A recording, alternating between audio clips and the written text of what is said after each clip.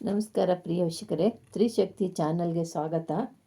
ಮತ್ತೊಂದು ಅದ್ಭುತವಾದಂಥ ಒಂದು ಮಂತ್ರ ತಿಳಿಸ್ತಾ ಇದ್ದೀನಿ. ಪ್ರಿಯ ವೀಕ್ಷಕರೇ, ಇದೊಂದು ನಿಮ್ಮ ಸಕಲ ಕಾರ್ಯಗಳನ್ನು ಸಿದ್ಧಿ ಮಾಡ್ಕೊಳ್ಳೋಕ್ಕೆ, ನೀವು ಏನೇ ಕಾರ್ಯ ಆಗಬೇಕು ಅಂದ್ರೂ ತುಂಬ ಜನ ಯಾವ ಕೆಲಸನೂ ಆಗಲ್ಲ, ಏನು ಕಾರ್ಯನೂ ಆಗಲ್ಲ, ಆಗುತ್ತೆ ಅಂತ ಹೋಗ್ತೀವಿ, ಆ ದಿವಸ ಕೆಲಸ ಆಗಲ್ಲ. ನಮ್ಮ ಕೆಲಸಗಳೇ ಯಾವುದು ನಡೀತಿಲ್ಲ. ಒಂದು ಬಿಸ್ನೆಸ್ ಮಾಡ್ತೀವಿ, ಬಿಸ್ನೆಸ್ ಆಗಲ್ಲ, ಎಷ್ಟೋ ಲಕ್ಷಗಳು ಲಾಸ್ ಮಾಡ್ಕೊಬಿಟ್ವಿ. ಒಂದು ಫ್ಯಾಕ್ಟ್ರಿ ಮಾಡಿದ್ವಿ, ಫ್ಯಾಕ್ಟ್ರಿ ಇಂಪ್ರೂವ್ಮೆಂಟ್ ಆಗಿಲ್ಲ, ಲಾಸ್ ಆಗೋಯ್ತು, ಸಾಲ ಸೋಲುಗಳಾಗೋಯ್ತು, ಬಡ್ಡಿ ಕಟ್ತಾ ಇದ್ದೀವಿ, ಮತ್ತು ನಾವು ಏನು ಕೆಲಸ ಮಾಡಿದ್ರೂ ಕೈಗೂಡು ಬರ್ತಾ ಇಲ್ಲ ಅಂತ ಅನ್ನೋರು, ಕಾರ್ಯ ಸಿದ್ಧಿ ಮಾಡ್ಕೋಬೇಕು ಅಂದವರು ಈ ಮಂತ್ರನ ಜಪ ಮಾಡಿ. ಈ ಮಂತ್ರದಿಂದ ನಿಮ್ಮ ಸಕಲ ಇಷ್ಟಾರ್ಥಗಳು, ನಿಮ್ಮ ಸಕಲ ಕಾರ್ಯಗಳು ಜಯವಾಗಿ ನಿಮಗೆ ಕಾರ್ಯಸಿದ್ಧಿ ಆಗುತ್ತೆ. ಈ ಮಂತ್ರ ನೀವು ಏನೆಲ್ಲ ಮಾಡುತ್ತೆ, ಏನೆಲ್ಲ ನಿಮಗೆ ಸಿದ್ಧಿ ಆಗುತ್ತೆ ಅಂದರೆ, ನೀವು ಏನೋ ಒಂದು ವ್ಯಾಪಾರ ಮಾಡ್ತೀರಾ, ವ್ಯವಹಾರ ಮಾಡ್ತೀರಾ, ಭೂಮಿ ಮಾಡಬೇಕು ಅಂತೀರಾ, ಭೂಮಿ ಮಾರಬೇಕು ಅಂತೀರಾ, ಮನೆ ಮಾರಬೇಕು ಅಂತೀರಾ, ಕೆಲಸಕ್ಕೆ ಹೋಗಬೇಕು ಅಂತೀರಾ, ಕೆಲಸ ಸಿಗ್ತಾ ಇರೋದಿಲ್ಲ, ಮತ್ತು ನಿಮಗೂ ಇಂಟ್ರ್ಯೂ ಮಾಡ್ತಿರ್ತೀರಾ, ಇಂಟ್ರ್ಯೂಗೆ ನಿಮಗೆ ಕೆಲಸಕ್ಕಾಗಲ್ಲ, ನೀವು ಯಾವುದೋ ಗೌರ್ಮೆಂಟ್ ಕೆಲಸಕ್ಕೆ ನೀವು ಇದು ಅಪ್ಲಿಕೇಶನ್ ಆಗಿರ್ತೀರ, ಅದು ಅಪ್ಲಿಕೇಶನ್ ನಿಮ್ಗೆ ಬರಲ್ಲ, ನೀವು ಇಂಟ್ರ್ಯೂಗೆ ಹೋಗಿ ಹೋಗಿ ಎಲ್ಲ ಕಡೆನೂ ಫೇಲಾಗಿ ಬರ್ತೀರಾ, ಯಾವುದೂ ಆಗಲ್ಲ, ನಿರಾಸೆಯಿಂದ ನರಳುತ್ತಿದ್ದೀರಾ.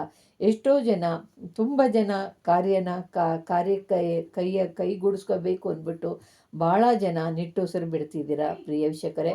ಅದಕ್ಕೆಲ್ಲ ಒಂದೇ ಮಾರ್ಗ ಈ ಮಂತ್ರ. ಈ ಮಂತ್ರನ ಸಿದ್ಧಿ ಮಾಡಿಕೊಂಡ್ರೆ ನೀವೇನು ಬೇಕಾದರೂ ಸಿದ್ಧಿ ಮಾಡ್ಬೋದು ಅಂತ ಒಂದು ಮಂತ್ರ. ಈ ಮಂತ್ರ ತಂತ್ರ ಮೂಲಿಕೆಗಳಿಂದ ಏನು ಬೇಕಾದರೂ ಸಿದ್ಧಿ ಮಾಡೋ ಅಂಥ ಅನುಭವ, ಸಿದ್ಧಿಕಾರಕ ಈ ಮಂತ್ರಗಳು, ಮೂಲಿಕೆಗಳು, ಚಕ್ರಗಳಲ್ಲಿ ಇದೆ ಪ್ರಿಯ ವೀಕ್ಷಕರೇ.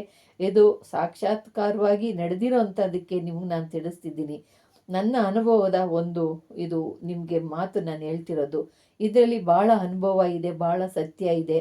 ಈ ಮೂಲಿಕೆಗಳು, ಈ ಮಂತ್ರಗಳು, ಚಕ್ರಗಳು ಅಂದ್ರೆ ಭಾಳ ನಿಮಗೆ ಅನುಕೂಲತೆ ಆಗುತ್ತೆ. ಈ ಮಂತ್ರನ ಒಂದು ಕಲ್ತ್ರಿ ಅಂದರೆ ನೀವೆಷ್ಟೋ ಕಾರ್ಯಗಳನ್ನ ಸಿದ್ಧಿ ಮಾಡ್ಕೋಬೋದು. ಒಂದು ಮಂತ್ರದಿಂದ ಹಲವಾರು ಕಾರ್ಯಗಳು ಮಾಡ್ಕೋಬೋದು. ಅದರಿಂದ ನಿಮಗೆ ಒಂದು ಮಂತ್ರನ ತಿಳಿಸ್ತಿದ್ದೀನಿ. ಇದು ಕಾರ್ಯಸಿದ್ಧಿ ಮಹಾಮಂತ್ರ. ಈ ಮಂತ್ರನ ನೀವು 1,00,000 ಸತಿ ಜಪ ಮಾಡಬೇಕು. ಅದೊಂದೇ ನಿಮಗೆ ಕಷ್ಟ ಆಗೋದು. ಕಷ್ಟಪಟ್ಟರೆ ಯಾವುದು ಸುಖ ಬರೋದು. ಬರೀ ಸುಖದಿಂದ ಏನೂ ನೀವು ಕಲಿಯಲ್ಲ. ಕಷ್ಟದಿಂದ ನೀವು ಮಾಡಿದ್ರೇ ಅದು ಸಿದ್ಧಿ ಆಗೋದು. ಸುಖವಾಗಿದ್ದರೆ ಯಾವುದೂ ಸಿದ್ಧಿ ಆಗಲ್ಲ. ಅದರಿಂದ ಕಷ್ಟಪಡಿ. 1,00,000 ಜಪ ಮಾಡ್ಕೊಳ್ಳಿ ಕಷ್ಟಪಟ್ಟು. ಯಾವಾಗ 1,00,000 ಆಗುತ್ತೋ ಆಮೇಲೆ ನಿಮ್ಮ ಕಾರ್ಯನ ಸಾಧನೆ ಮಾಡ್ಕೊಳ್ಳಿ. ನಿಮ್ಮ ಕಾರ್ಯ ಸಾಧನೆ ಮಾಡೋದಕ್ಕೆ 108 ಸತಿ ಮಾಡಬೇಕು. ನೀವು ಮಾಡೋ ದಿವಸ ಅಮಾವಾಸ್ಯೆ, ಹುಣ್ಣಿಮೆ, ಗುರುವಾರ, ಭಾನುವಾರ, ರವಿವಾರ, ಗುರುವಾರ, ಮತ್ತು ಗ್ರಹಣ, ಸೂರ್ಯಗ್ರಹಣ, ಚಂದ್ರಗ್ರಹಣ, ಇಂಥ ದಿನಗಳಲ್ಲಿ ನೀವು ಸಿದ್ಧಿ ಮಾಡ್ಕೋಬೋದು. ಈ ಮಂತ್ರನ ಕಾರ್ಯ ಮಾಡುವಾಗ, ಇದನ್ನು ಸಿದ್ಧಿ ಆದ ನಂತರ ಕಾರ್ಯ ಸಿದ್ಧಿ ಮಾಡಬೇಕು ಅಂದಾಗ 108 ಸಲ ಮಾಡಬೇಕು. ಅಮಾವಾಸ್ಯೆ ಹಿಂದಿನ ದಿನವೇ ನೀವು ಹೋಗಿ, ಅಮಾವಾಸ್ಯೆ ನಾಳೆ ಅಂದಾಗ ನೀವು ಇವತ್ತೇ ಹೋಗಿ 108 ಸಲ ಜಪಿಸ್ಬೇಕು. ಜಪಿಸ್ಬಿಟ್ಟು ಇದನ್ನು ಜಪಿಸಿ ಏನು ಮಾಡಬೇಕು ಅಂದರೆ, ಅದಕ್ಕೆ ಇಂಗು ಸಕ್ಕರೆ ಎರಡನ್ನೂ ಕೂಡ ತಗೋಬೇಕು. ಇಂಗು ಸಕ್ಕರೆ ಎರಡನ್ನೂ ಮಿಕ್ಸ್ ಮಾಡಿಕೊಂಡು ನೀವು ನಿಮಗೆ ಎಷ್ಟು ಹೋಮಕ್ಕಾಗೋ ಅಷ್ಟು ಬೇಕೋ ಅಷ್ಟನ್ನು ಇಂಗು ಸಕ್ಕರೆನ ತಗೊಂಡು ಬೆರೆಸ್ಕೊಂಡು ಇಟ್ಕೊಳ್ಳಿ. ಒಂದು ಹೋಮ ಮಾಡಿ, ಒಂದು ಹೋಮದ ಕುಂಡ ಇಟ್ಕೊಳ್ಳಿ.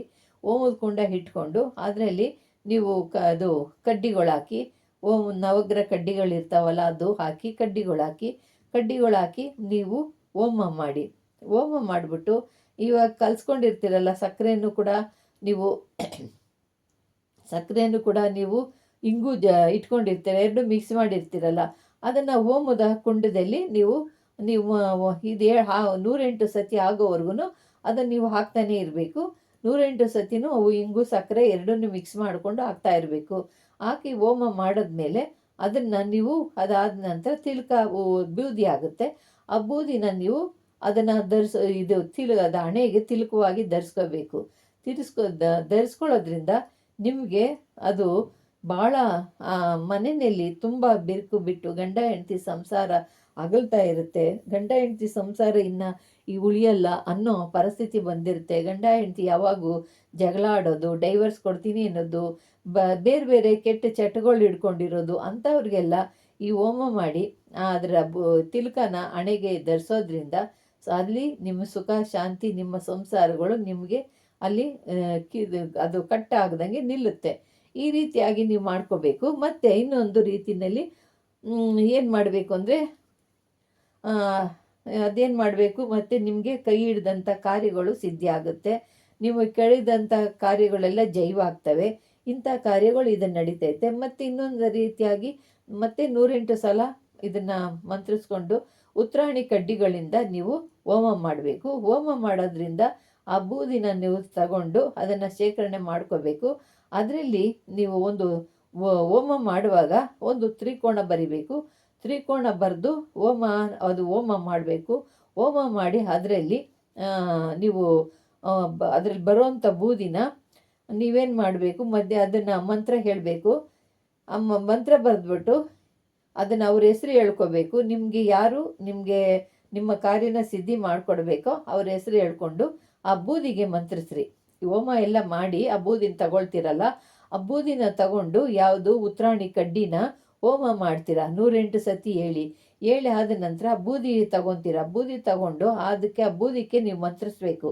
ನೀವು ಯಾರಿಗೋಸ್ಕರ ಮಾಡ್ತಿದ್ದೀರಾ ಅವ್ರ ಹೆಸರು ತಗೋಬೇಕು. ಅವ್ರ ಹೆಸರು ತಗೊಂಡು ಅವ್ರ ಹೆಸರನ್ನ ಬೂದಿ ಮೇಲೆ ಬರ್ಕೋಬೇಕು. ಬರ್ಕೊಂಡು ಅದಕ್ಕೆ 108 ಸತಿ ಮಂತ್ರಿಸ್ಬೇಕು. 108 ಸತಿ ಮಂತ್ರಿಸಾದ ನಂತರ ಅದನ್ನು ಬಟ್ಟೆಯಲ್ಲಿ ಒಂದು ಬಟ್ಟೆಯಲ್ಲಿ 108 ಸಲ ಜಪಿಸ್ಬಿಟ್ಟು ಅದನ್ನು ತಗೊಂಡೋಗ್ಬಿಟ್ಟು ಅದನ್ನು ಹರಿಯೋ ನೀರಿನಲ್ಲಿ ಬಿಡಬೇಕು. ಹರಿಯೋ ನೀರಿನಲ್ಲಿ ತ್ರಿಕೋಣ ಬರಿಬೇಕು. ತ್ರಿಕೋಣದ ಮಧ್ಯದಲ್ಲಿ ಅವ್ರ ಹೆಸರು ಬರಿಬೇಕು. ಹೆಸರು ಬರೆದಾದ ನಂತರ ಈ ಹೋಮ ಮಾಡಬೇಕು. ಹೋಮ ಮಾಡಿ ಆದ ನಂತರ ಅದರಲ್ಲಿ ಬರುವಂಥ ಬೂದಿನ ನೀವು ಮತ್ತೆ ಮಂತ್ರಿಸ್ಬಿಟ್ಟು ಅವ್ರ ಹೆಸರು ಬರೆದ್ಬಿಟ್ಟು ಅದನ್ನು ತಗೊಂಡೋಗಿ ಇದು ಹರಿಯೋ ನೀರಿನಲ್ಲಿ ಬಿಟ್ಟು ಬರಬೇಕು. ಆವಾಗ ನಿಮ್ಮ ಕಾರ್ಯಗಳಿಗೆ ಬಂದಿರೋಂಥ ಏನೋ ತೊಂದರೆಗಳು, ಆಪತ್ತುಗಳು, ಗಂಡಾಂತರಗಳು ಅದು ಆಗಿರೋದೆಲ್ಲ ಬಿಡುಗಡೆ ಆಗುತ್ತೆ. ಯಾವುದೋ ಅಡ್ಡಿ ಆತಂಕಗಳು ನಿವಾರಣೆ ಆಗುತ್ತೆ.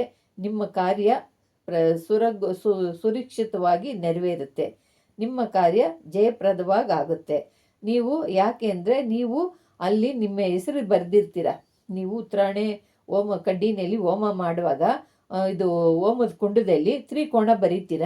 ತ್ರಿಕೋಣದಲ್ಲಿ ನಿಮ್ಮ ಹೆಸರು ಬರೀರಿ. ನಿಮ್ಮ ಹೆಸರು ಯಾರಿಗೆ ತೊಂದರೆ ಇದೆಯೋ, ಯಾರಿಗೆ ನಿಮ್ಮ ಕೆಲಸಗಳು ಆಗ್ತಿಲ್ವೋ ಅಂಥವರು ತ್ರಿಕೋಣದಲ್ಲಿ ನಿಮ್ಮ ಹೆಸರು ಬರೆದ್ಬಿಟ್ಟು ಹೋಮ ಮಾಡಿ. ಹೋಮ ಮಾಡಿದಾಗ ಅದರಲ್ಲಿ ಬೂದಿ ಬಂದಿರುತ್ತೆ.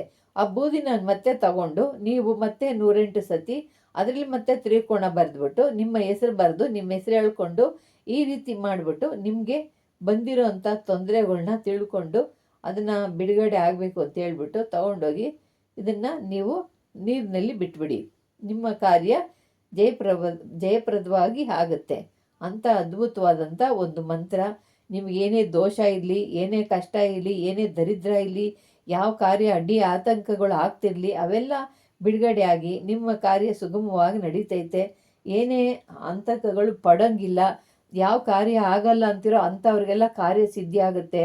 ಎಲ್ಲ ಜೈವಾಗುತ್ತೆ. ನೀವು ಮುಟ್ಟಿದ್ದೆಲ್ಲ ಬಂಗಾರ ಅಂತಾರಲ್ಲ ಹಂಗಾಗುತ್ತೆ. ಅಂದರೆ ಬಂಗಾರ ಆಗುತ್ತೆ ಅಂತಲ್ಲ ಹೇಳ್ತಿರೋದು ನಾನು. ನಿಮ್ಗೇನು ನೀವು ಹಿಡಿತಿರೋ ಕಾರ್ಯ ಎಲ್ಲ ಜೈವಾಗುತ್ತೆ. ಆವಾಗ ನಿಮ್ಮ ಕಾರ್ಯ ಸುಗಮವಾಗಿ ನೆರವೇರುತ್ತೆ. ಅದನ್ನೆಲ್ಲ ಅಂಥವರು ಕಾರ್ಯ ಯಾರಿಗೂ ಆಗಲ್ಲ ಅಂತಿರೋ, ಯಾರು ಕಾರ್ಯಗಳು ನಡೀತಾ ಇಲ್ಲ ಅಂತಿರೋ ಅಂಥವರು ಇದನ್ನು ಮಂತ್ರನ ಸಿದ್ಧಿ ಮಾಡಿಕೊಂಡು ನಿಮ್ಮ ಕಾರ್ಯಗಳನ್ನ ಜಯ ಮಾಡ್ಕೊಳ್ಳಿ. ಅದ್ಭುತವಾದಂಥ ಇದೊಂದು ಮಂತ್ರ. ನಿಮಗೆ ಇಷ್ಟವಾದರೆ ಲೈಕ್ ಮಾಡಿ, ಶೇರ್ ಮಾಡಿ, ಸಬ್ಸ್ಕ್ರೈಬ್ ಮಾಡಿ. ನಮಸ್ಕಾರ.